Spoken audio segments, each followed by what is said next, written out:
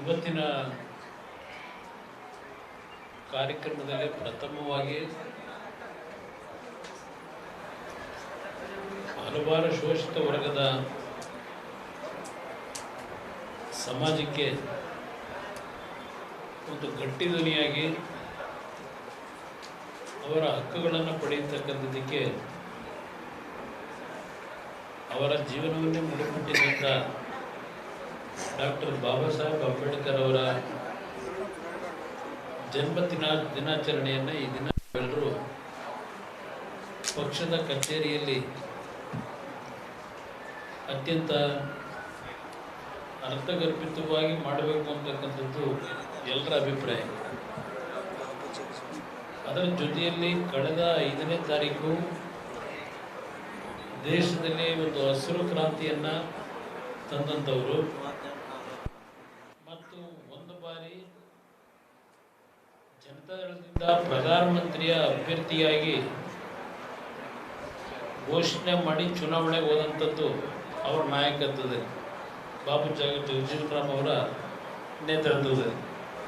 ಈಗಾಗಲೇ ಅವರ ಒಂದು ಜನ್ಮ ದಿನಾಚರಣೆಯನ್ನು ಕಳೆದ 5ನೇ ತಾರೀಕು ತಾವೆಲ್ಲರೂ ನೆರವೇರಿಸಿದ್ದೀರಿ.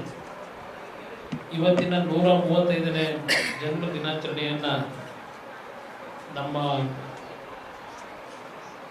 ಪರಿಶಿಷ್ಟ ಜಾತಿ ಪರಿಶಿಷ್ಟ ಪಂಗಡಗಳ ಪರಿಶಿಷ್ಟ ಜಾತಿ ಅಧ್ಯಕ್ಷರ ಪರಿಶಿಷ್ಟ ಜಾತಿ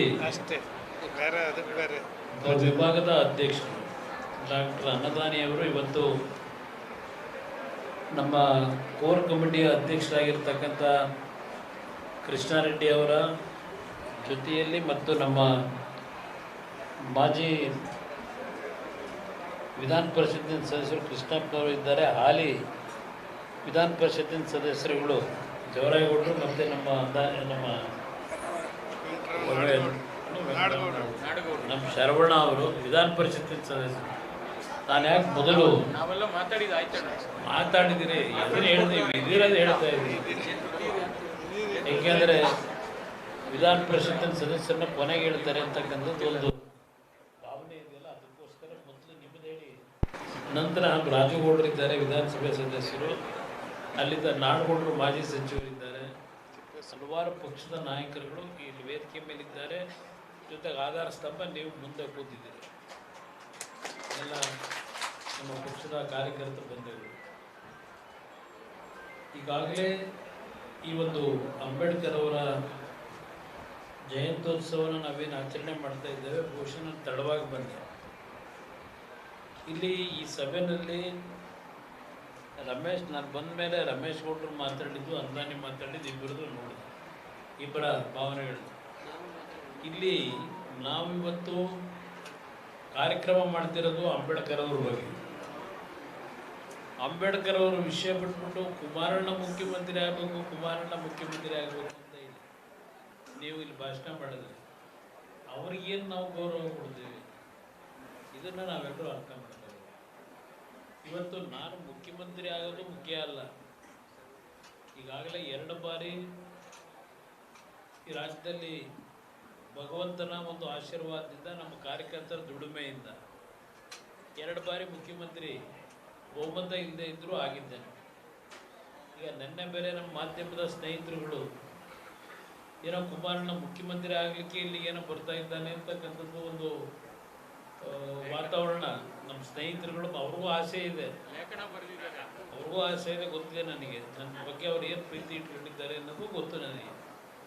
ಬೇಗ ಬರಬೇಕು ಅನ್ನೋದು ಅವರಲ್ಲೂ ಇದೆ. ಆದರೆ ಒಂದು ಹೇಳ್ತೀನಿ, ನಾನು ಕರ್ನಾಟಕಕ್ಕೆ ಇತ್ತೀಚೆಗೆ ಬರ್ತಾ ಇರೋದು, ಇನ್ನು ಮುಂದಿನ ದಿನಗಳಲ್ಲಿ ಹಲವಾರು ಚುನಾವಣೆಗಳಿದೆ. ಉದಾಹರಣೆಗೆ ಮೊನ್ನೆ ನೀವು GBA ಸಭೆ ಮಾಡಿದ್ರಿ. ಆ GBA ಸಭೆ ಮಾಡಿದ್ದು ಬೆಂಗಳೂರು ನಗರದಲ್ಲಿ ಈ 5 ಪಾಲಿಕೆಗಳನ್ನು ಏನು ಮಾಡ್ಕೊಂಡಿದ್ದಾರೆ, ಚುನಾವಣೆ ಯಾವ ಸಂದರ್ಭದಲ್ಲಿ ಬರ್ಬೋದು ಅಂತಕ್ಕಂಥ ಹಿನ್ನೆಲೆಯಲ್ಲಿ ನೀವು ಪಕ್ಷದ ಸಂಘಟನೆಗೆ ಬಹುಶಃ ಈ ಸಭೆಯ ಅಂಬೇಡ್ಕರ್ ಅವರ ಜಯಂತಿಯ ಉತ್ಸವದಲ್ಲೇ ನಾನು ನಿಮಗೆ ವಿಶೇಷವಾಗಿ ನಮ್ಮ ಕಾರ್ಯಕರ್ತರಿಗೆ, ನಮ್ಮ ಮುಖಂಡರುಗಳಿಗೆ ವಿಶೇಷವಾದಂಥ ಅಭಿನಂದನೆ ಸಲ್ಲಿಸ್ತೀನಿ. ಅತ್ಯಂತ ಅದ್ಭುತವಾಗಿ ಆ ಕಾರ್ಯಕ್ರಮ ಯಶಸ್ವಿಗೊಳಿಸಿದ್ದೀನಿ. ನಾನಿವತ್ತು ಅಂಬೇಡ್ಕರ್ ಜಯಂತಿಯ ಹಿನ್ನೆಲೆಯಲ್ಲಿ ಇಲ್ಲಿಗೆ ತಡವಾಗಿ ಬಂದಿರತಕ್ಕಂಥದ್ದು ನನ್ನ ಮಾಧ್ಯಮ ಸ್ನೇಹಿತರಿಗೆ ಹೇಳ್ತೀನಿ.